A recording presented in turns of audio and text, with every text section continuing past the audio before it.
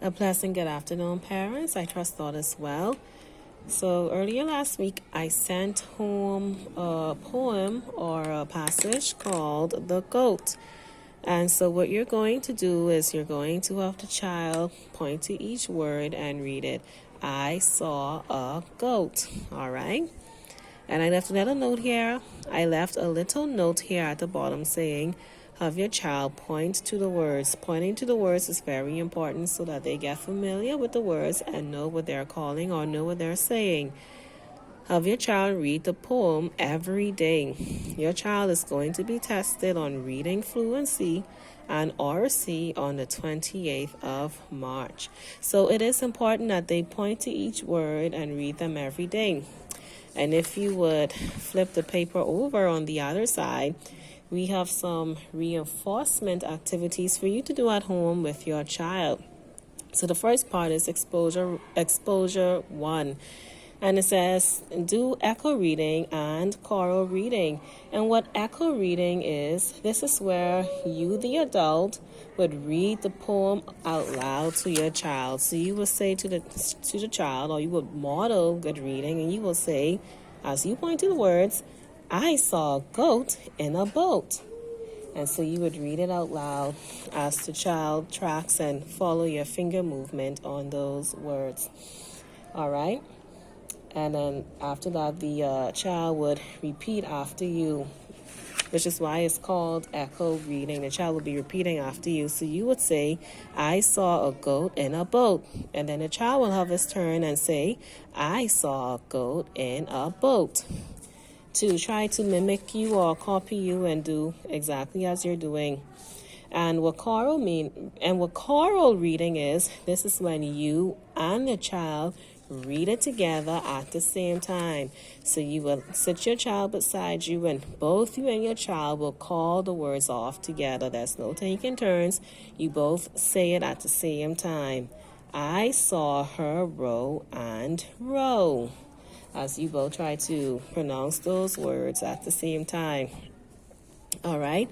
Decoding assistance. So if the child stumbles, you will help them read the word or sound out the word where possible. All right. And so over here we see the word goat. I've already begun teaching them the rules of vowels. When two vowels go walking, the first one does the talking. You can remind them that our vowels are A, E, I, O, U. When two vowels go walking, the first one does the talking. O is the first vowel in the word goat. And so you will help them sound out this word. G-O-T, goat. The first vowel does the talking, and the A won't say anything because it is not the first vowel. And you just stroll them. You can highlight it with a marker, what have you. All right, so our vowels are A, E, I, O, U, and sometimes Y and W. The next part of the paper says identify spelling words. So any spelling words in the past that your child would have had in the past, you can point them out and have your child spell them or read them out with confidence, and to just boost their memory about what words they already know and sight words that they should have already been exposed to. All right, and then finally it says general discussion to make connections. So this is just a conversation you're going to have with your child to help them grasp the concept better. So questions you can ask your child to get the conversation started is, what do you know about goats? Your child might say, oh, goats have horns. Goats can be white. Goats have hooves. And you can have a discussion, and you can also say what you know about goats and tell your child something that they may not know about goats already. For example, you may ask the child, or you can ask the child, or will ask the child, what is a male and female goat called? All right. So this is an excellent question. Many of them may not know what a male goat is. For those students who may not know what the word male means in this context, you can tell them a male is a boy goat. Do you know what a boy goat is called?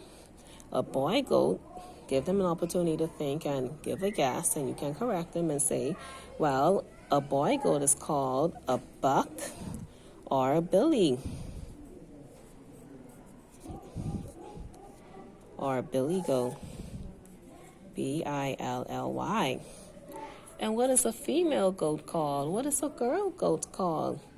A female goat, after they would have had a chance to reply or think or give a guess, a female goat is called a doe or a nanny.